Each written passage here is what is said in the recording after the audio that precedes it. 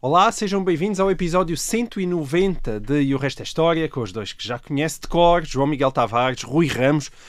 Hoje é dia de assinalar uma daquelas datas redondas e muito importantes, porque está a fazer 70 anos, foi a 5 de março de 1953, que Joseph Stalin, ou José Stalin, como antigamente se dizia aqui em Portugal, morreu aos 74 anos de idade. Foram 25 anos de poder absoluto e de terror absoluto na União Soviética. Rui, eu tenho várias perguntas para ti. Quem era Stalin em 1953? Qual era o estado do regime soviético na altura em que ele morreu? Do que é que ele morreu? Como é que foi acolhida a sua morte? Que legado deixou? E como é que foi preparada a sua sucessão? E repara nesta minha postura stalinista. E tudo isto em meia hora, Sr. Historiador. Ora bem, vamos lá então tentar produzir como o Stalin obrigava aos seus... Rui, não estás com ar, mas não estás com ar muito intimidado por esta minha intervenção. Não, eu sou convicto, falta-me bigode. Eu acredito, falta tudo mais para me convenceres de facto que estou aqui sobre uma... Mas ele conseguiu convencer os soviéticos, não é? Bem, à custa de muito o terror de que tu falavas. Bem, Stalin em 1953.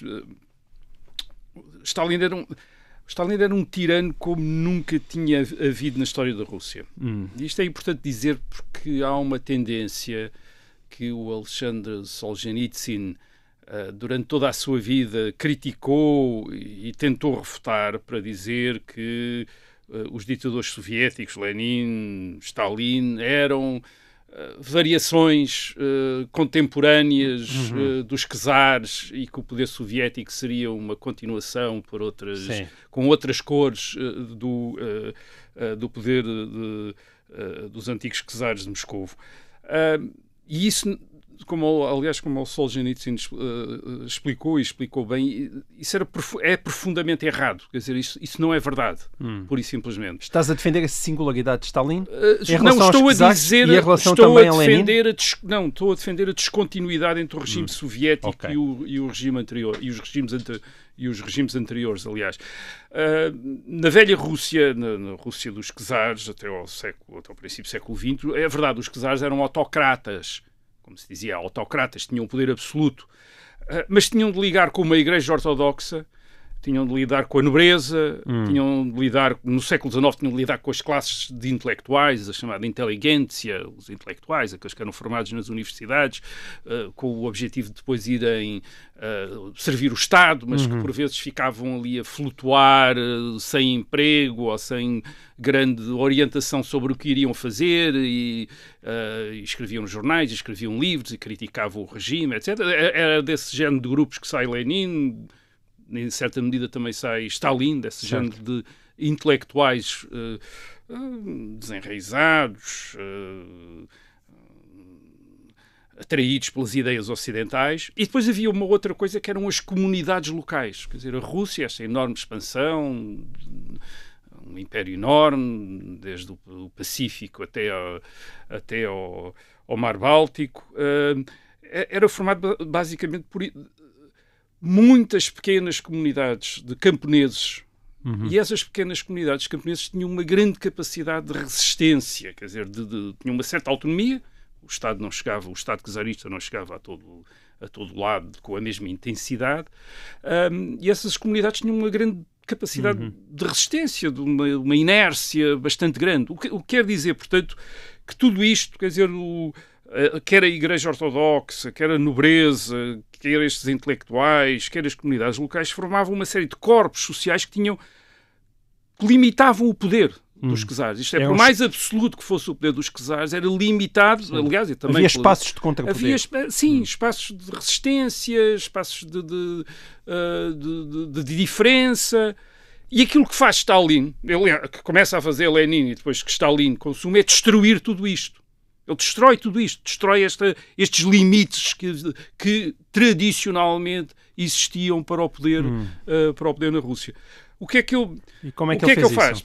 Nós temos definido 3 coisas que Stalin realiza. Primeiro, e isto aqui indo também ao contrário de uma ideia feita, que é aquela ideia que o seu inimigo, o grande inimigo de Stalin, Trotsky, o rival, como sucessor de Lenin, falámos aqui, Trotsky e Stalin competem pela sucessão de Lenin, Stalin ganha, e Trotsky acaba por ir para o exílio depois, e no exílio tenta espalhar histórias acerca de Stalin, sobretudo tentando diminuir Stalin. Ele é apenas um ditador, um burocrata apenas, uma espécie de funcionário. Quer dizer, obviamente Trotsky julgava que Trotsky é que era o homem brilhante, certo, o grande intelectual, e portanto trata Stalin como uma figura medíocre, um burocrata, etc. E preparas-te para defender Stalin? Não, preparo-me para criticar Trotsky, para dizer que isto era uma mentira, sim, quer dizer, isto é, não só... Ou seja, que ele Stalin não era apenas um burocrata, nem um tonto. Não só Stalin não era pura e simplesmente um funcionário, alguém que lia imenso, que tinha ideias também, como aquilo que ele tentou fazer, como aquilo que Stalin tentou fazer e fez na Rússia, a partir do momento em que se torna o líder, corresponde em grande medida àquilo que Trotsky gostava de ter feito. Isto é uma grande revolução social. Isto é, não é apenas tomar o poder, tomar conta do Estado e depois, enfim, oprimir críticos e dissidentes. Não, é revolver a sociedade na Rússia, destruir o que existia, tentar construir uma sociedade nova. E ele faz isso de várias maneiras, mas entre 1928 e 1933, através daquilo que ficou conhecido como a coletivização dos campos. Quer dizer, basicamente, o fim da propriedade privada, qualquer propriedade privada ou coletiva nos campos, portanto, a estatização de todas as terras e a submissão desta massa de 100 milhões de camponeses. Estamos a falar de um país agrícola. Desta massa de 100 milhões de camponeses a unidades estatais de produção. Isto é uma transformação enorme que teve resultados catastróficos. O primeiro resultado foi uma fome enorme, quer dizer, de 5 a 7 milhões de pessoas morreram de fome, especialmente na Ucrânia. O Holodomor, já falámos aqui. Já falámos disso. Outros tantos milhões foram deportados ou presos nos campos de concentração, isto é, todas as pessoas que ou que protestavam ou que resistiam foram punidas. Não é verdade que isto tivesse contribuído para, às vezes diz, não, mas isto contribuiu, permitiu a Stalin arranjar recursos para a industrialização da União Soviética. Isto não é verdade. A produção agrícola diminuiu brutalmente, caiu, portanto ele ficou com menos recursos do que os que tinha antes da coletivização. O que a coletivização fez, e isto é que foi importante para Stalin, foi destruir esta sociedade local na Rússia. Esta sociedade é destruída. Portanto, toda aquela gente que até aí tinha limitado, resistido ao poder do Estado, enfim, do centro na Rússia, é reduzida a uma massa desmoralizada de membros destas unidades de produção estatais. E reparem, os czares não tinham feito isto. Ao contrário, em 1861 os czares tinham libertado os camponeses russos da servidão. Aquilo que Stalin faz na passagem dos anos 20 para os anos 30 do século XX é como quase restaurar a servidão na Rússia. Isto é, a servidão naquelas características que eram, duas características principais, isto é, as pessoas eram obrigadas a permanecer nas suas unidades de produção e não tinham propriedade. Quer dizer, isto foi o que Stalin faz na Rússia. Ao contrário dos czares, os czares acabaram com a servidão. Stalin restaurou a servidão na Rússia para esta imensa população camponesa.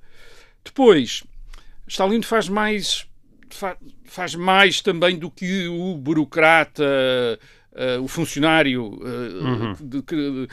que Trotsky dizia que ele teria feito. Esse é o teu segundo ponto? Este é o meu segundo ponto. Lenin já tinha imposto o Partido Comunista da União Soviética, como o único partido reconhecido, e fez dos comunistas, dos membros, dos militantes deste partido, uma espécie de uma aristocracia ideológica que substituiu as outras aristocracias que existiam, o clero, a nobreza, a classe dos intelectuais, foram todos perseguidos, aniquilados, e ficou o Partido Comunista como uma espécie de igreja, aristocracia, intelectuais todos enfim, misturados e tornados um único corpo, que é o partido. Portanto, o Partido Comunista torna-se a única via de atividade pública, a condição para assumir cargos no Estado, cargos no Exército, portanto é preciso ser militante do Partido Comunista, mas mesmo assim o Partido Comunista nos anos 20, sobretudo enquanto Trotsky no princípio da década de 20 ainda está ativo, mas muitos outros dos dirigentes que colaboraram com Lenin também, ainda há muita discussão dentro do partido. Isto é, alguém diz, vamos fazer isto, e alguém diz, não, isso não é boa ideia. Há discussões mais ou menos públicas, às vezes até nos jornais do partido, há gente a publicar artigos com diferentes orientações, e na década de 1900 sobretudo na década de 1930, Stalin não se limita a tornar-se o dirigente máximo do Partido Comunista. Ele passa a sujeitar o partido a purgas regulares e sanguinárias, isto é, para afastar grupos inteiros daqueles que pareciam críticos ou em que ele não confiava, quer dizer, começam a ser afastados. Em 1937-38 há os grandes processos de Moscovo, em que ele não apenas prende os outros dirigentes comunistas, mas os leva a julgamento e os obriga a confessar coisas incríveis. Por exemplo, que todos eles eram espiões dos Estados Unidos. Quer dizer, o que se chega à conclusão que a Revolução Soviética de 1917, a crer nos processos stalinistas, foi feita por espiões americanos, quer dizer, que é uma das grandes descobertas de 1937-38. Toda aquela revolução para instaurar o socialismo e avançar para o comunismo na Rússia foi uma coisa congeminada pelo capitalismo americano e com espiões americanos, porque eles confessaram todos que eram espiões americanos. Enfim, depois de devidamente torturados e ameaçados, foram para o tribunal confessar essas coisas. Uma curiosidade minha, esse terror... era uma estratégia. Não, era obviamente uma estratégia. Quer dizer, quando nós pensamos que todos aqueles dirigentes que fizeram a revolução com Lenin e com Stalin, a maior parte deles são presos e executados nos anos 30. A partir daí, ter cargos no Partido Comunista não é uma garantia de que se esteja vivo no ano seguinte. Entre 1934 e 1953, portanto, entre meados dos anos 30 até à morte de Stalin, cerca de 800 mil pessoas são executadas, condenadas à morte e executadas. Pelo menos. Quer dizer, pelo menos. Portanto, as pessoas não tinham a segurança de poder sobreviver fora do sistema, mas também não tinham... Mas também não tinham dentro do sistema. Dentro do sistema. Quer dizer, o que é que isto fazia? Isto fazia com que no partido também não se gerasse centros de poder alternativos a Stalin. Isto é, tudo aquilo era constantemente revolvido, quer dizer, as pessoas eram substituídas.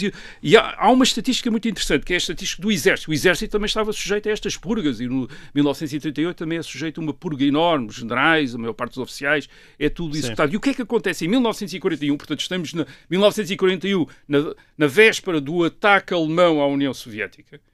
Só 1% dos 659 mil oficiais do Exército Soviético, só 1%, tinha mais de 45 anos. E só metade é que tinha completado a escola militar. Portanto, basicamente, a maior parte da oficialidade do Exército Soviético tinha sido executada e, portanto, tinham sido postos no seu lugar gente nova, gente que não tinha formação. Havia uma parte deles que não tinha estudos militares nenhuns.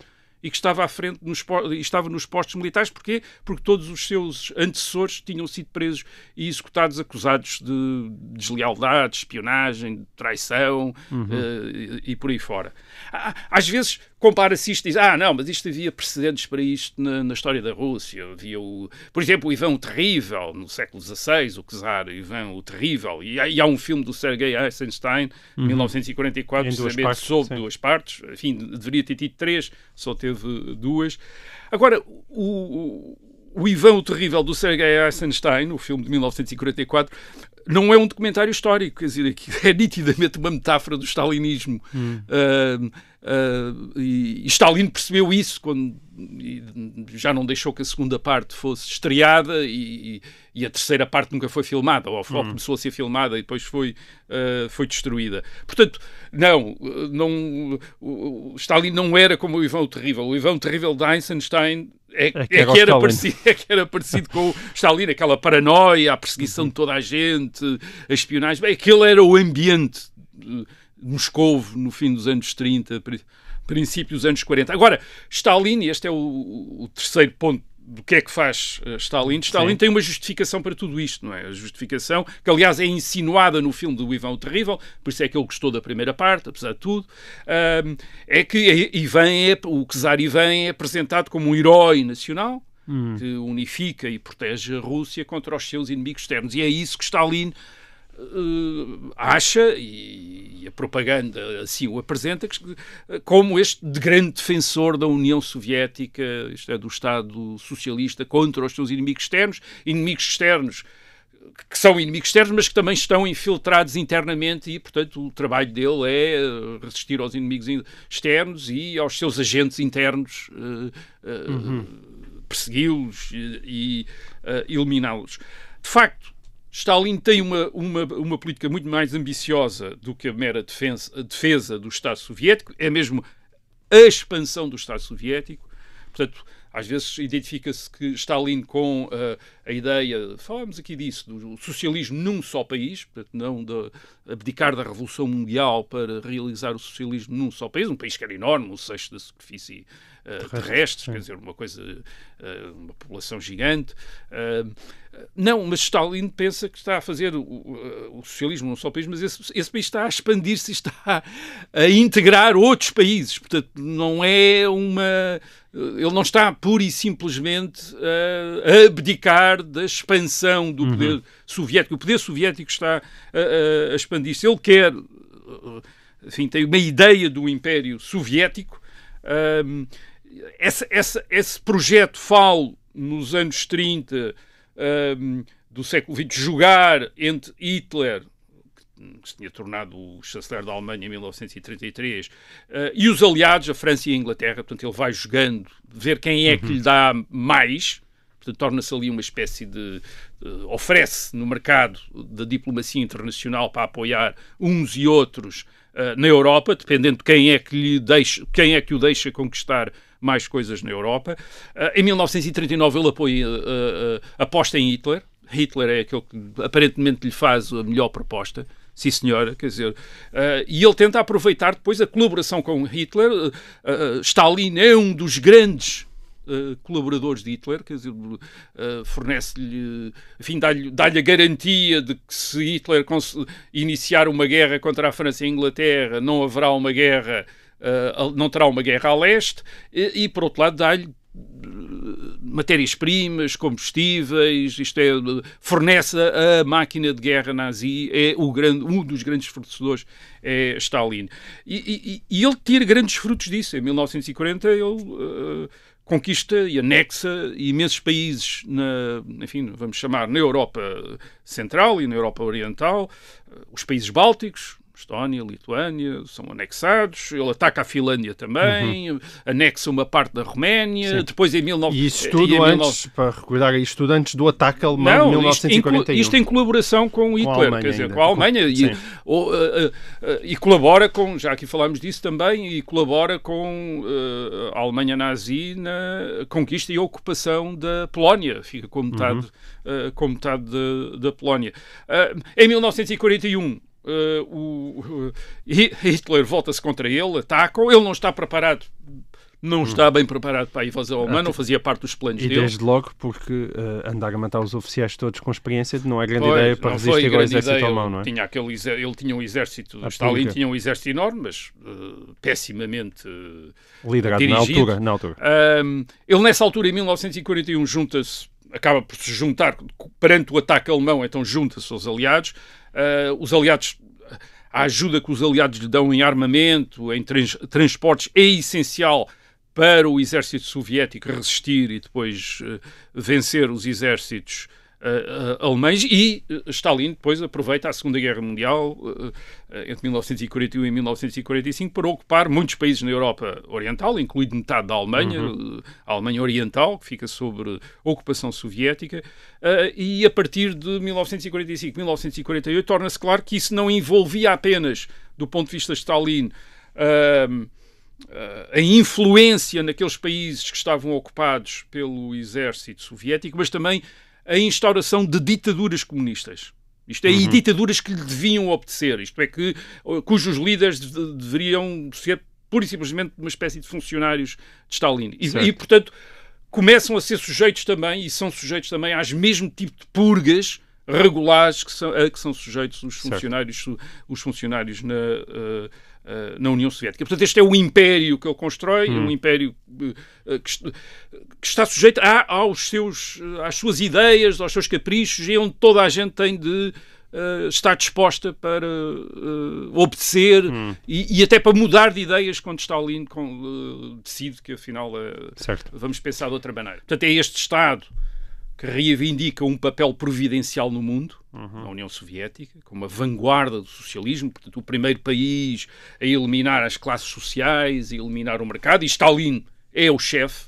É o chefe com uma grande influência intelectual no Ocidente. No Ocidente, enorme. Ele é o líder dos comunistas, o que quer dizer que é o líder dos grandes partidos, é também o líder dos grandes partidos comunistas da Itália, da França, partidos que no pós-guerra têm 20, 25% dos votos em França e na Itália, e que são partidos que obedecem a Stalin. Quer dizer, isto, e apesar já de todos os horrores, ainda não havia nessa altura um afastamento da figura de Stalin. Apesar de todos os horrores, ou por causa de todos os horrores, as pessoas não estão a pensar, as pessoas às vezes têm ideia, não, é por causa... Porque não se sabia, não compras a tese do não se sabia. E sabia-se e achava-se bem. Quer dizer, isto é importante até... Há um livro espantoso que é um livro de conversas com Molotov, e Molotov subscreve, quer dizer, ele não nega aquilo que Molotov era o ministro dos Negócios Estrangeiros de Stalin, e Molotov, são conversas que ele tem nos anos 70 e até nos anos 80, ele morre com 96 anos, em 1986, vive muito tempo. Portanto, essas conversas que estás a referir já são pós-Stalin. São conversas de 1972, 1983, 1984. É alguém que... o Félix Tchuev, que conhecia Molotov, e portanto, teve muitas conversas com ele e registou essas conversas, tomou notas de todas essas conversas. E ele fazia-lhe perguntas, então, mas toda aquela 800 mil executados, então, e as pessoas nos campos de concentração? E ele dizia, tudo isso era importante. Não, tudo isso era essencial. Nós tínhamos de fazer isso. Queríamos construir o socialismo, tínhamos de destruir a burguesia, tínhamos de destruir os inimigos, os críticos do socialismo, tínhamos de ter, portanto, não era apesar de, ele admirava Stalin porque Stalin tinha feito tudo isso. Ele disse só Stalin é que tinha coragem para fazer essas coisas, tinha convicção, era um indivíduo convicto, quer dizer, e portanto este é um país onde os seres humanos são quase secundários em relação ao grande objetivo ideológico. E aquilo que distingue Stalin é precisamente aquilo que para nós nos parece crueldade e monstruosidade, e que para ele e que para alguém como Molotov, o seu colaborador, até ao fim da vida, até 1986, visão e coerência. Era precisamente alguém que está convencido que esta é a melhor, que há uma sociedade ideal a construir, e portanto é preciso eliminar todos, não apenas os inimigos dessa sociedade, mas também todos aqueles que não seriam capazes de se adaptar a essa sociedade por várias razões, pelas suas origens sociais, pelas suas tendências, pelo que é que fosse. Portanto, era preciso eliminar essa gente toda e destruir aquilo que enfim, que de alguma maneira explicava que essas pessoas existissem. Portanto, todas as estruturas sociais e culturais era preciso eliminá-las. Portanto, temos este regime de Stalin é o chefe. Portanto, o que ele tem num sexto da superfície terrestre do planeta é uma sociedade profundamente desestruturada, traumatizada pela violência, pelo terror e pela guerra. Em 1953 já há 2,5 milhões de presos nos campos de concentração. Só nos campos de concentração. 2,5 milhões de pessoas nos campos de concentração. Aliás, sabemos ou estimamos, entre 1929 e 1953, cerca de 18 milhões de pessoas passaram pelos campos. E quando eu digo que passaram pelos campos, não quer dizer que tivessem entrado e saído. Uma grande parte deles morreu nos campos de concentração. Por exemplo, sabemos que no ano de 1942 morreram lá 352 mil pessoas, quer dizer, cerca de 25% dos presos morreram nesse ano nos campos de concentração. Portanto, aquilo não eram apenas campos de concentração, no sentido de campos de trabalho forçado, mas tinham uma dimensão de extermínio bastante grande, bastante apreciável, de 25%, 10%. Todos os anos morria lá uma grande parte dos que estavam presos. Havia ainda, além destes 2,5 milhões de presos nos campos de concentração, 2,7 milhões de deportados internos, isto é, de pessoas que tinham sido enviadas de uma parte da União Soviética para outra parte da União Soviética, e isso às vezes não eram só indivíduos, eram comunidades inteiras, eram sociedades às vezes inteiras que eram transplantadas à força de um lado para o outro, porque não eram de confiança, porque havia suspeitas sobre o que é que poderiam fazer. E depois era um país em que, como diz o grande biógrafo de Stalin, nosso contemporâneo, Stephen Kotkin, um historiador americano, é um país em que, quer dizer, ele usa os termos americanos, em que é como se Washington, representar o poder político, Wall Street, o poder financeiro e económico, e Hollywood, o poder cultural, digamos, é como se isso estivesse tudo junto num único corpo e tivesse um único líder, que era Stalin. Quer dizer, Stalin é o que ainda grande é político, considerado infalível, não é? É o grande político, o grande financeiro e o grande homem da cultura. Portanto, o homem que diz que filmes é que vão ser feitos, que critica os filmes, este não presta, portanto não se estreia. Portanto, é o grande crítico de cinema, o grande financeiro, o grande economista e o grande político também. E, claro, porquê? Porque ele é um grande cientista. É um grande marxista-leninista, portanto, um discípulo de Marx e de Lenin, e Marx e Lenin tinham descoberto a ciência da história e, portanto, Stalin tem a ciência da história, isto é, Stalin é alguém que sabe o que é que vai acontecer no futuro e sabe como lá chegar, é ele que sabe, é ele que diz, e os comunistas na União Soviética, no resto do mundo, têm Stalin como uma grande figura, quer dizer, o grande homem, e têm de estar dispostos para aceitar que ele sabe mais do que eles. Muito mais do que eles. E, portanto, se ele hoje diz que uma coisa é assim e amanhã diz o contrário, ele está sempre certo. E as pessoas passam a pensar o contrário. Como dizia o Raymond Aron, um comunista, um stalinista, era aquele que abria o L'Humanité, que era o jornal do Partido Comunista Francês. Raymond Aron estava a falar de França. E ao abrir o jornal, tinha de estar disponível para pensar o contrário do que tinha pensado no dia anterior. Certo. Isto é, porque a verdade vinha de cima, quer dizer, era Stalin que a determinava e Stalin, e precisamente as purgas a que Stalin sujeita o Partido Comunista na União Soviética e até os outros partidos comunistas fora da União Soviética, quer nas áreas de ocupação do exército soviético na Europa Oriental, quer os partidos comunistas da Europa Ocidental também são sujeitos a purgas. Isso é precisamente para toda a gente estar ali completamente disponível para pensar o contrário do que tinha pensado anteriormente, desde que Stalin lhes desse ordem para isso. Quer dizer, não havia cá discussão, quer dizer, era preciso obedecer ao líder máximo, quer dizer, a este líder máximo. Portanto, nós temos este Estado com uma classe dirigente muito insegura. Está sempre toda a gente na União Soviética, os grandes funcionários, os chefes da polícia política, os chefes das empresas, estão sempre à espera da próxima purga. E era notório em 1953, por exemplo, desde 1951, desde 2 anos antes, que se estava a preparar, que Stalin estava nitidamente a preparar uma purga. Tinha inventado uma lenda que era uma conspiração de médicos, havia uma conspiração de médicos, tinham sido presos uma quantidade enorme de médicos, tinham lançado suspeitas sobre os judeus, a população judaica da União Soviética. É curioso isto, a Alemanha nazi tinha exterminado uma grande parte das comunidades judaicas da Europa, tinha sido caracterizada pelo antissemitismo. Em 1953 a União Soviética era a nova potência antissemita. Quer dizer, os judeus eram identificados como, indivíduos cosmopolitas, ligados a Israel, ao novo Estado de Israel, ligados aos Estados Unidos, tinham-se tornado suspeitos e, portanto, a União Soviética estava, de repente, há um discurso oficial sobre os judeus que por vezes, quase se faz lembrar a Alemanha nazi na União Soviética. Isto é, Stalin estava a deixar desenvolver-se antissemitismo precisamente para preparar aquilo que todos começaram a perceber que ia ser uma purga. E depois, claro, Stalin tem este império enorme, quer dizer, em 1953 a União Soviética, a Europa Oriental, mas também a China. A China, onde Mao Tse-tung, apoiado por Stalin, tinha tomado o poder. Mas é um império que agora está em conflito com os seus antigos aliados da Segunda Guerra Mundial, com os Estados Unidos, a Inglaterra e o Japão. A França, e que tem problemas em toda a sua área de ocupação, por exemplo, mesmo na própria União Soviética, falámos também já aqui disso, a resistência à ocupação soviética continua depois da Segunda Guerra Mundial, portanto há guerra e combates na Ucrânia, nos países bálticos entre 1945 e 1948. Portanto é um império baseado na violência, no terror. Bem, é neste mundo,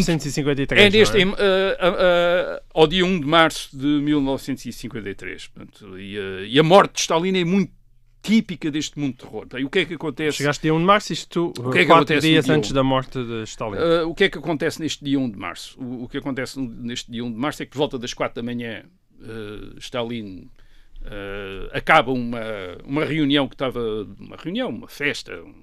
Às 4 da manhã? que estava a ter com colegas, com os seus colaboradores. O Stalin era um indivíduo, aliás, como Hitler, era um indivíduo que estavam sobretudo ativos durante a noite. Portanto, isto era uma espécie de ditadura noturna, quer dizer, e portanto até o Estado... Isto é, o Estado Central Soviético funcionava durante a noite, quer dizer, quando funcionava quando Stalin estava acordado, até às 5, 6 da manhã, 7 da manhã, depois ele ia-se deitar e geralmente acordava a meio da tarde, ou a partir do meio-dia, ou meio da tarde, é que ele voltava outra vez, enfim.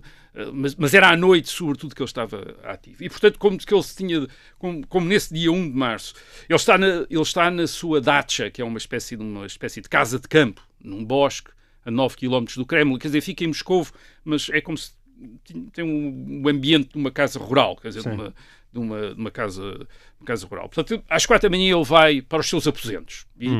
E as instruções que todo o pessoal tem é: ninguém incomoda o líder, a não ser quando se ouve barulho, isto é, quando se ouve barulho nos aposentos, que é, portanto, o sinal que ele está acordado, é que os empregados têm autorização para entrar nos aposentos. Bem, ao meio-dia, que é que geralmente quando ele costumava acordar, não há barulho nenhum, mas todos os empregados têm um terror enorme, quer dizer, um medo enorme de ofender as ordens de Stalin e, portanto, ninguém se atreve a entrar. Bem, isto tudo passa-se à tarde e chegas às 11 da noite. Quer dizer, às 11 da noite ainda continua a não haver barulho nenhum.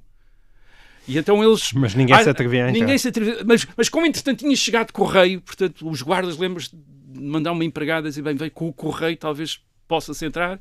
E dizer: não, mas eu vim entrar. Se ele de repente tiver um acesso de mau humor porque alguém entrou sem violando as instruções dele, dizer: bem, não, mas eu vim entregar o correio, é que chegou aqui uma correspondência, etc. Bem, às 11 da noite o que encontram, quando entram, encontram-no caído no chão. Ele está caído no chão, inconsciente. Terá tido um AVC. A ideia terá tido um acidente vascular cerebral. Quando? Não se sabe, quer dizer, isto é, não se sabe exatamente quando. Era provável que já estivesse lá há horas. Imagina que ele teria tido um AVC quando ia para a cama, às 4 ou 5 da manhã, quer dizer que às 11 da noite, 23, não é? Às 23, portanto, quase 20 horas depois, esteve ali caído no chão, porque ninguém se atrevia a entrar nos aposentos reservados de Stalin. Portanto, os médicos... Portanto, a primeira tendência deles é para chamar os outros dirigentes soviéticos, não os médicos, mas os outros dirigentes soviéticos, para saber o que é que se há de fazer, porque tem-se medo de chamar os médicos. Repara que havia uma história de que era uma conspiração dos médicos. Portanto, se Stalin de repente recobra os sentidos e descobre que os seus colaboradores lhe mandaram chamar médicos que estão a conspirar contra o sistema soviético, bem, muito provavelmente acabariam no dia seguinte presos. Portanto, ainda há uma discussão. Só para descobrir, quer dizer, ele estava vivo, não é? E as pessoas não, ele ainda está vivo. Não, ele ainda está vivo e de vez em quando abre os olhos e parece querer falar, quer dizer, mas nitidamente não está nas melhores condições. Portanto, os médicos só chegam às 7 da manhã do dia 2, portanto, ele pode ter tido o AVC e pode ter estado sem cuidados médicos durante quase 24 horas, pura e simplesmente por causa do sistema que ele próprio implantou. Isto é, primeiro não poderem entrar nos aposentos dele sem instruções e depois as dúvidas. Portanto, ele, na prática, a decisão de chamar os médicos é uma decisão política. São os outros colaboradores dele que decidem: bem, não vamos chamar os médicos. E depois os médicos, quando chegam, estão completamente aterrorizados sobre o que fazer. Portanto, não fazem nada sem primeiro isso ser aprovado pelos políticos.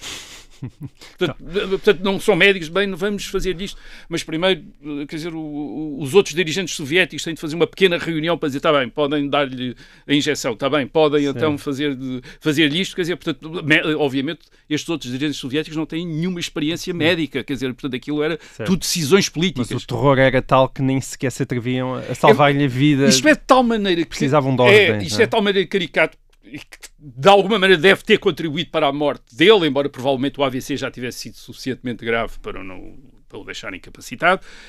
Mas isto é de tal maneira caricato que há quem depois tivesse dito que provavelmente havia alguma deliberação nisto, isto é, que os outros dirigentes soviéticos, precisamente porque havia a possibilidade dele, Stalin, estar a preparar uma nova purga. Já agora que o viram ali, então vamos deixá-lo ficar ali, quer dizer,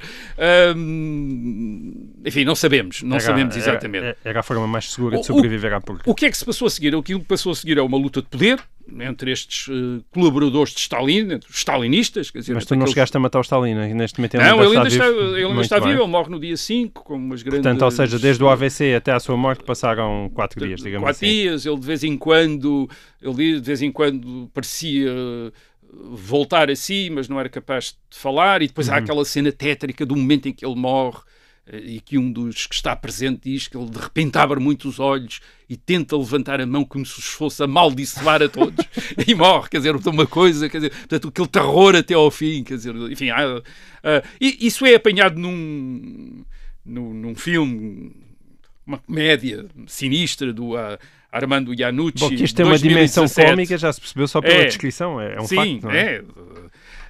O Armando Iannucci fez um filme que chama-se A Morte de Stalin, em 2017, que é uma ficção, portanto é uma ficção, não é um documentário, atenção, que é baseado, aliás, numa banda desenhada francesa, do Fabien Horry e do Thierry Robin. Mas o filme, A Morte de Stalin, do Armando Iannucci, dá uma ideia deste ambiente, quer dizer, não é totalmente, não é um documentário, não é fiel, é uma ficção, portanto ele permitiu-se uma série de liberdades. Mas o espírito está lá, não é? É um bocadinho... o espírito é fiel. Está lá. Ora bem, alguém toma a iniciativa, entre os colaboradores de Stalin, alguém toma a iniciativa de provocar um esclarecimento da sucessão. Porque ninguém sabia bem quem mandava, não é? Quer dizer, além do Stalin, mandava ao Stalin, a partir daí... Não, a partir daí são pessoas a quem o Stalin tinha... que hoje estavam no poder e que amanhã estavam presas e no dia seguinte estavam executadas. Portanto, era assim que não havia um número 2 óbvio, não havia nada disso. Quer dizer, aliás, a luta pelo poder não é fácil de seguir, porque mesmo já no tempo de Stalin não é claro qual é a estrutura do poder, uma vez que Stalin tinha sido sempre o líder máximo, mas não tinha necessariamente ocupado os cargos principais do Estado. Isto é um bocadinho que vai típico de regimes como, por exemplo, o regime comunista chinês também, em que, por vezes, o líder máximo não tem qualquer cargo no Estado. Isto é no tempo de Deng Xiaoping, por exemplo. Havia um presidente da China, havia um primeiro-ministro da China, havia os ministros, havia isto, havia aquilo, e nas cerimónias oficiais, geralmente eram esses, nas cerimónias oficiais, ou por exemplo, recepção a visitantes estrangeiros, eram esses que estavam, enfim, na frente. E depois lá no fundo havia um homem pequenininho, quer dizer, porque o Deng Xiaoping era muito pequenino, que era apenas o secretário da Comissão Militar do Comitê Central do Partido Comunista Chinês, portanto, que ficava no fim, quer dizer, portanto, o presidente visitante cumprimentava primeiro o presidente da China, cumprimentava o primeiro-ministro, cumprimentava os ministros, cumprimentava este, depois no fim estava esse homem. Bem, esse homem, por isso, simplesmente era o líder máximo da China, toda a gente sabia isso. Portanto, mas isso às vezes, quando esse líder máximo desaparece, quem é que é o líder máximo? Portanto, e ali quem é que se chegou à frente? Bem, quem é que chegou à frente é Beria, Lavrenti Beria, que é digamos, o chefe da polícia política. Ele chega-se à frente, mas segue esta estratégia, isto é, não se coloca ele na frente, ele escolhe um outro membro da clique que rodeia Stalin, que é Georgy Malenkov, para o colocar no lugar de Stalin. Portanto, Beria fica, digamos, em segundo lugar, mas de facto percebe-se que é Beria que está a mandar. E o mais interessante não é este, é que nitidamente Beria está, lá à frente Beria, está a tentar assumir o poder, isso é claro, mas ao mesmo tempo ele está a romper com Stalin. Isto é, a mudar de uma maneira bastante radical a política soviética. Isto é que é o interessante. E isso acontece nos dias imediatamente a seguir à morte de Stalin, a 5 de março de 1953. Isto é, nesse mês de março, Beria já propõe uma quantidade de coisas que são uma ruptura enorme, não apenas com as políticas de Stalin, mas até com as políticas de Lenin. Isto é, de tal maneira que é uma transformação enorme, certo. Aparentemente uma espécie de grande transformação da União Soviética. Pois, eu tenho que te interromper aqui. Está a ser difícil de matar Stalin, no sentido em que ainda temos... Nunca foi fácil. Nunca foi fácil, ainda temos bastante a dizer sobre este tema, mas o nosso Tempo em FM chegou ao fim. Vamos ter que continuar a conversa em podcast para quem nos está a ouvir em direto na rádio. Até para a semana. Muito bem, então estamos no Beria, que começou a inovar. Ele começa a inovar em vários... Bem, para começar, vamos ver. Nós não sabemos exatamente... Ele ascendeu ao poder, ocupou um cargo... Sim, ele torna-se segundo, depois de Malenkov. Quer dizer, Malenkov fica numa série de cargos que Stalin tinha e Beria coloca-se como vice-primeiro-ministro, mas claro, chefe da segurança, chefe da polícia política. E chefe da polícia política não é apenas ser chefe de uns quantos polícias, é ser chefe de um Estado dentro do Estado. Isto é, a polícia política tem uma economia, tem fábricas, tem um exército paralelo, portanto, é uma coisa enorme. Beria também se chega à frente porque é quem dominava os meios de repressão. De certa maneira, é um grande colaborador de Stalin. Stalin tinha-lhe confiado tarefas muito importantes. Beria é o homem da bomba atómica soviética entre 1945 e 1949. É ele que está à frente do programa nuclear, que chega ao ponto de a União Soviética adquirir também armas nucleares em 1949. É Beria que faz isso. Portanto, isso é um cargo de grande confiança. Beria também vem da Geórgia, enfim, de uma república soviética de que Stalin também era originário, também era um georgiano como Stalin, mas isso talvez não fosse o mais importante. De qualquer maneira, Beria não tinha um lugar também seguro. Isto é, também estava com a sensação, em 1953, que Stalin estava a preparar a purga e, portanto, estava a preparar a sua purga. Certo. Portanto, não é... Aliás, ele... Enfim, de acordo com os testemunhos dos outros stalinistas, ele, depois de 5 de março, dá a entender que foi ele que deixou morrer Stalin e diz aos outros, salvei-vos a todos, quer dizer, porque ele estava nitidamente a preparar-se para nos eliminar a todos e fui eu que neguei os cuidados médicos e, portanto, deixei morrer. Dá a entender isto não é claro, quer dizer, isto não é claro que se isto aconteceu mesmo assim, mas uma das teorias. Quer dizer, é uma das versões que corre, quer dizer, e, portanto, quando eu vou dizer o que é que Beria agora parece que tinha proposto fazer logo em março de 1953, uma parte é provável... pode terem sido mesmo propostas de Beria, outra parte podem ser coisas que os outros stalinistas dissem que Beria quis propor até para o incriminarem, quer dizer, para o criticarem. Escrita, não é claro, quer dizer, não é claro o que é que... Bem, uma das coisas que ele faz, mesmo, é ele chama a atenção para os 2,5 milhões de presos nos campos de concentração e diz que não pode ser.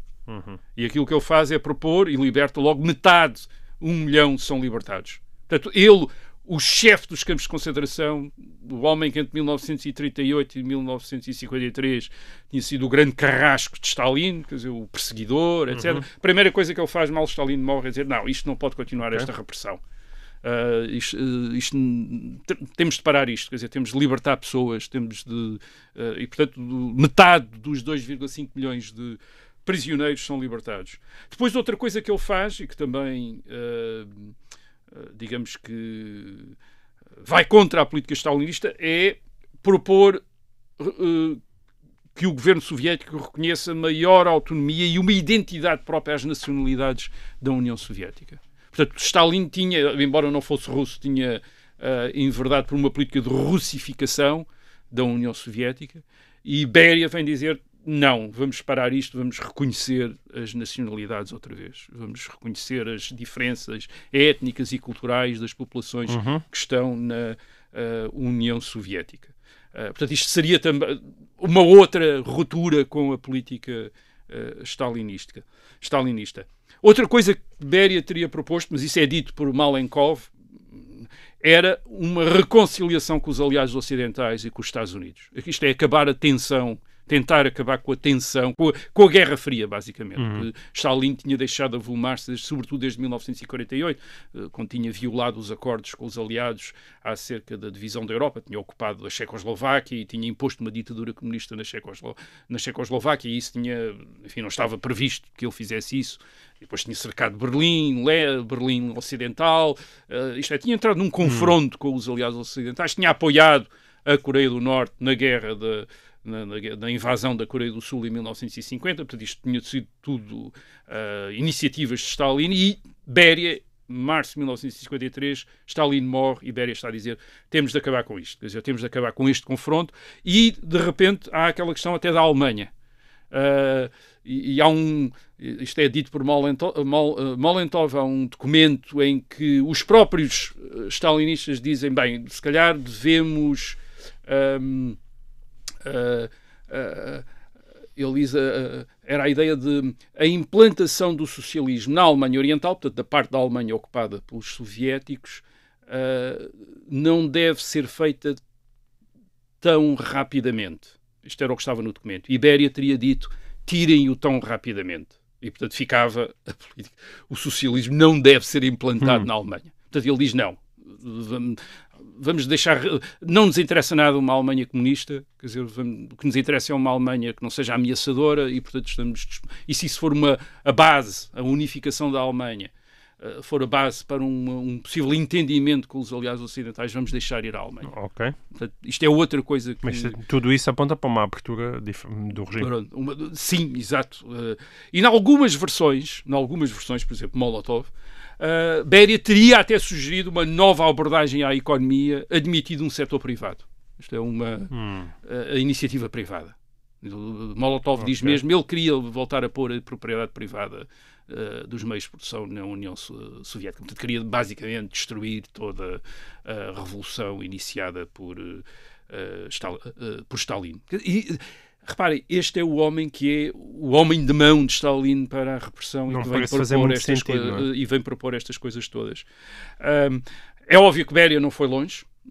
Beria não desperta nenhuma confiança entre os outros membros da clique de Stalin. Eles têm a sensação que ele quer ocupar o lugar de Stalin para os eliminar e, portanto, começam também logo a conspirar contra eles. Um desses stalinistas que faz isso é Nikita Khrushchev, consegue virar os outros colegas contra Beria e depois, com o apoio dos comandos militares, nomeadamente o general Zhukov, consegue empreender... O herói da Segunda Guerra Mundial. Consegue empreender Beria em junho de 1953 e depois oficialmente executá-lo em dezembro de 1953. Eu estou a dizer oficialmente porque há versões que ele teria sido morto logo em junho e depois teria havido um julgamento fantoche em dezembro, quando ele já estaria morto. Não se sabe. Portanto, este mini reinado de Beria não durou mais de nem 4 meses. Nem 4 meses. Agora vamos tentar perceber estas propostas e as acusações, enfim, estas suspeitas à volta de Beria. Bem, a primeira nota que temos de fazer é que tudo isto correspondia ao tipo de suspeitas que era hábito suscitar no tempo de Stalin. Isto é, Stalin estava constantemente, quando prendia um dos seus colaboradores, a acusação era sempre que esse colaborador estava a traí-lo, estava a tentar propor um regresso ao capitalismo e um entendimento com os aliados, com o Ocidente, etc. Portanto, uma parte destas acusações podiam ser essa continuidade deste tipo de, digamos, de calúnias stalinistas contra adversários que querem que há uma decisão de os eliminar e, portanto, acusa-se destas coisas. Mas há uma outra razão para pensar que talvez algumas destas propostas de Beria tivessem sido feitas por Beria, isto é, que talvez fossem plausíveis. E, por outro lado, temos de pensar porque é que estas suspeitas de alguém que na direção da União Soviética está a trabalhar para a destruição da União Soviética, porque é que isto faz sentido? E isto faz sentido em grande medida porque a União Soviética tem enormes problemas. O sistema não funciona bem. Isso é o primeiro ponto. Os resultados da coletivização da agricultura tinham sido desastrosos, eram medíocres. ao contrário do que a propaganda dizia. A indústria não produzia os bens de consumo necessários para a população soviética. O exército funcionava pessimamente. O exército tinha vencido a Segunda Guerra Mundial em 1945, mas o exército soviético venceu a Segunda Guerra Mundial sempre a perder mais homens do que o exército alemão contra o qual combatia. Isto é, mesmo nas vitórias soviéticas, os alemães perdiam sempre menos gente do que os soviéticos. A forma de combater dos soviéticos é um desperdício gigantesco de vidas humanas. Bom, pelo visto há quem diga que isso continua, não é? Pois, exato. Quer dizer, teve sempre mais baixas do que o inimigo, mesmo quando ganhava. Quer dizer, a maneira de ganhar era atirar gente para a frente, até os outros quase serem, enfim, matarem imensos imensos soviéticos, mas acabarem de ser submergidos por eles serem tantos, quer dizer. Portanto, isto era uma coisa terrível, quer dizer, uma forma de funcionar absolutamente... E depois, claro, o Império Soviético construído por Stalin era extraordinariamente caro e obrigava a um grande esforço militar e, sobretudo, estava a privar a União Soviética dos capitais e da tecnologia ocidental. Essa era uma parte da história da União Soviética que estava ocultada pelo stalinismo, que era a famosa industrialização da União Soviética nos anos 30, que era visto como uma espécie de esforço endógeno, quer dizer, da própria sociedade soviética. E isso era mentira. Essa industrialização tinha sido feita com grandes investimentos americanos, com grandes investimentos ocidentais. Porquê? Porque a partir da grande crise de 1929, os capitalistas americanos precisavam de novos mercados para os seus bens de capital e para os seus investimentos e descobriram-nos na Rússia de Stalin. E, portanto, a Rússia de Stalin, a industrialização é feita com capital americano, com tecnologia americana. E era desse tipo, portanto, nos anos 30. E é esse capital e essa tecnologia de que os soviéticos voltaram a beneficiar durante a Segunda Guerra Mundial, de que, com a Guerra Fria, iniciada por Stalin, a União Soviética estava privada. Portanto, fazia sentido para alguém que estava na liderança soviética como Beria, que conhecia bem os problemas da União Soviética, pensar que era absolutamente urgente e necessário uma reconciliação com o Ocidente para viabilizar, para se arranjar investimentos, para se arranjar tecnologia para a União Soviética. Beria também estava consciente de outra coisa. Sim, a União Soviética tinha armas nucleares desde 1944, mas ao contrário do que se dizia, não tinha os meios dos Estados Unidos para usar essas armas nucleares. Não tinha nessa altura uma aviação como a dos Estados Unidos de longo alcance para atingir os Estados Unidos. E mais tarde, aliás, teve problemas também com os mísseis. Portanto, as armas nucleares não protegiam tanto a União Soviética como se parecia. Beria, mais uma vez, estava consciente disso. E, em segundo lugar, havia também uma outra coisa. Nunca tinha sido claro o que era a transição para o comunismo. Isto é, de que maneira é que se ia atingir o comunismo. E o que era o comunismo. Isto não era claro. Marx não tinha explicado isso bem. Lenin também não tinha explicado isso bem.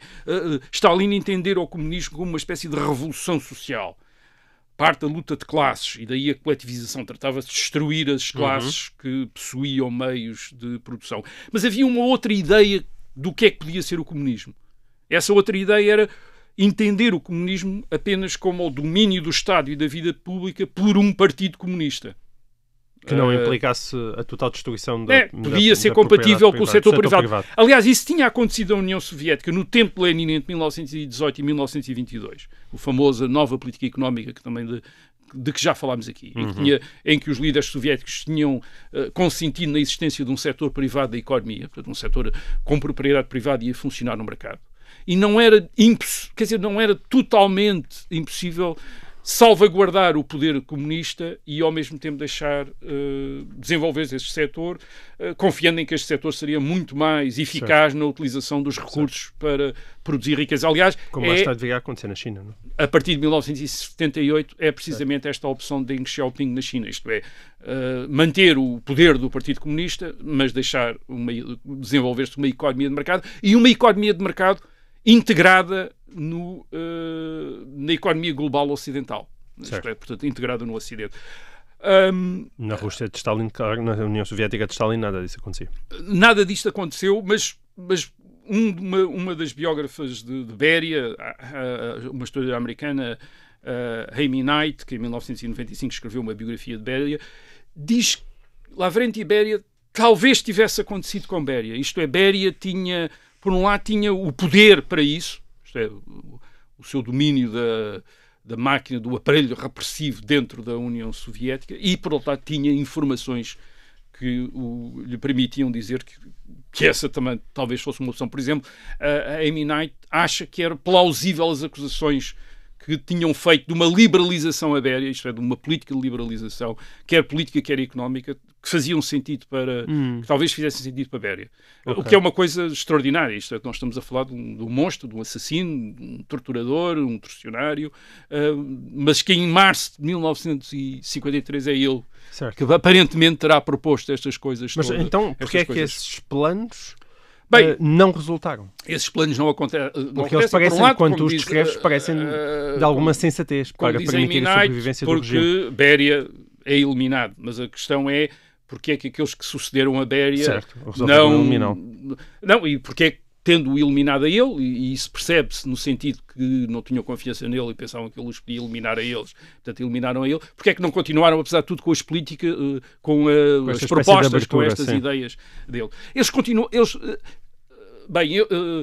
eles adotaram em parte uma parte das políticas de Béria, mas não adotaram aquela parte que parecia mais... que marcava uma maior descontinuidade em relação ao regime stalinista. E porquê?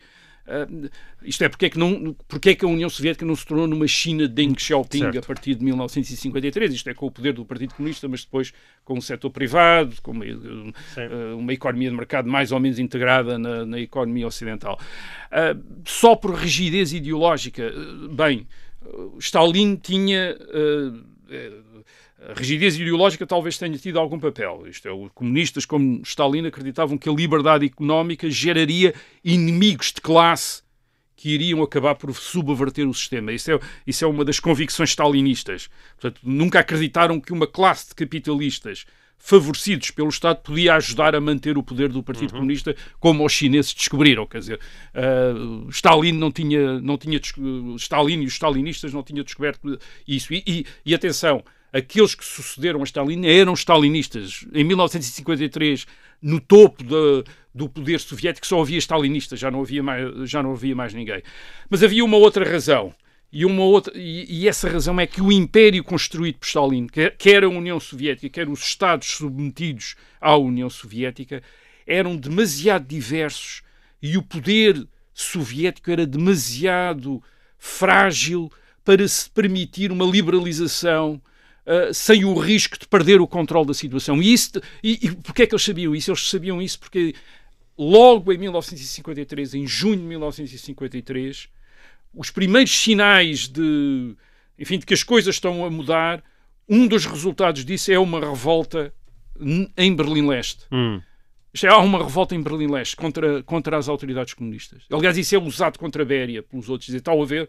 Isto é, nós estamos a aligerar a repressão e o que faz é imediatamente haver revoltas. E tens mais revoltas a seguir. E há mais revoltas a seguir nos anos seguintes, na Polónia, na Hungria, em 1956. Portanto, este é um Estado em que qualquer mudança tem um grande risco para o sistema. Aliás, é isso que se vê anos mais tarde, a partir de 1985-86, com Gorbachev. Isto é, qualquer tentativa de liberalização económica ou política, imediatamente o sistema entra em colapso. Até porque a própria União Soviética, ao contrário da China comunista, é muito diversa culturalmente. Só 50% da população soviética que é russa, o resto são tudo uma quantidade enorme de nacionalidades, e essas nacionalidades, quando lhe é oferecida um bocadinho, isto é, quando a repressão abranda, imediatamente começam a reivindicar independências e a reivindicar autonomias. E, portanto, a opção de Khrushchev e dos outros stalinistas foi, sim, portanto, tal como Beria, eles vão romper com Stalin, vão denunciar Stalin no 20º Congresso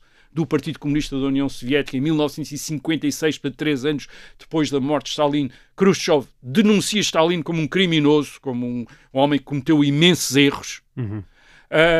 Khrushchev que sucede a Beria, não é? Vem depois de que elimina Beria, vem depois de Beria, e é ele que assume o poder. É ele que assume o poder. Portanto, o que é que eles põem fim às grandes purgas?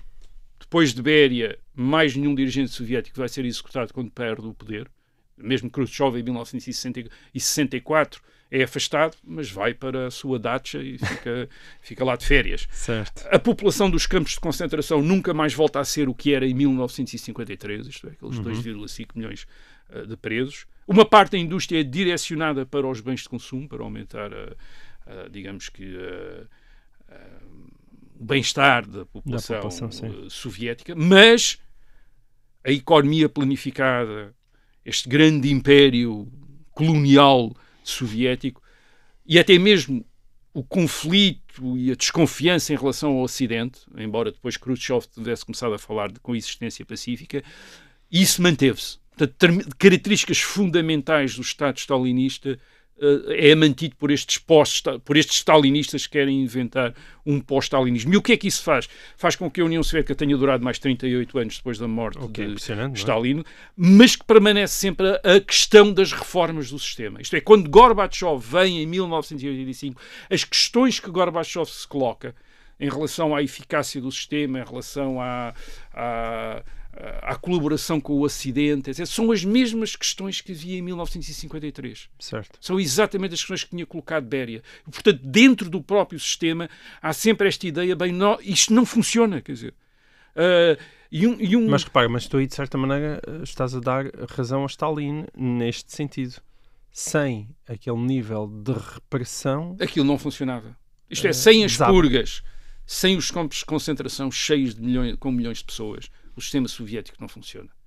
E esse enfim, já funciona mal com isso, num sentido que funciona muito pouco eficazmente, como pernas gigantescas, etc. Mas aquilo mantém-se.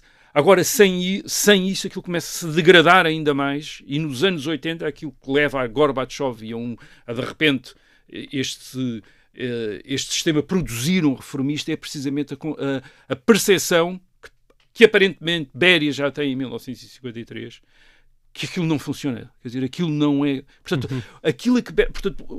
porque é que são plausíveis as acusações que são feitas a Beria de ele querer em 1953 uma espécie de fim da União Soviética, praticamente. Isto é, instaurar uma ditadura, deixar de ser... É a percepção que existia entre os stalinistas, os colaboradores de Stalin, que aquilo de facto não funciona. Isto é, ou antes, só funciona com um custo humano gigantesco, em que é preciso, por um lado, obrigar as pessoas a fazer coisas contra a inclinação delas, não só em baixo, mas também em cima, quer dizer, entre os próprios dirigentes. Aquilo só funciona com Stalin a matar os seus colaboradores regularmente. De tantos em tantos anos ele limpa toda a casa e cá em baixo depois também vai e limpa outra vez tudo, porque a repressão stalinista é uma repressão que não é... Reparem, não é uma repressão apenas contra os críticos e contra aqueles que lhes estão a opor. É uma repressão contra classes inteiras. Quer dizer, de repente são os engenheiros, são os médicos, quer dizer. E toda a gente, independentemente das suas opções individuais, por estar naqueles grupos, é atingida pela repressão, é presa, é enviada para os campos de concentração, é deportada, é executada. Quer dizer, portanto, aquilo é uma espécie de revolução permanente, em que a seara vai crescendo e há ceifas regulares, quer dizer, da seara. Quer dizer, e, portanto, aquilo é um desperdício enorme de recursos. O sistema é extraordinariamente... Para atingir aquilo que no mundo ocidental é atingido através das forças de mercado, através da concorrência, ali é atingido através da brutalidade e atingido mal, quer dizer, e pior, com pior qualidade e com muitas deficiências. Portanto, e isto era uma percepção que os próprios líderes soviéticos têm, que alguns não querem ver, outros veem e acusam-se uns aos outros de estarem a ver. Por isso é que há estas suspeitas. Bem, ali ao lado o meu colega já não acredita nisto e quer mudar. E por isso é que é possível, em 1953, quer dizer, quase poucos dias depois de Stalin morrer, alguns dos seus colaboradores já estarem a pensar que, na prática, em acabar com o sistema que Stalin montou. E, portanto, a morte de Stalin quase poderia ter sido também a morte da União Soviética. Não foi, ainda durou... O horror ainda durou mais umas... dezenas de anos, mas aquilo não funcionava sem Stalin, isto é, sem este grande mestre sanguinário no centro, a matar, a destruir e a reconstruir constantemente. Muito bem, não é propriamente uma nota alegre, mas é assim que acaba o nosso programa de hoje. Um bocadinho mais longo do que devia, tal como a ditadura stalinista, mas nós voltamos para a semana. Até lá.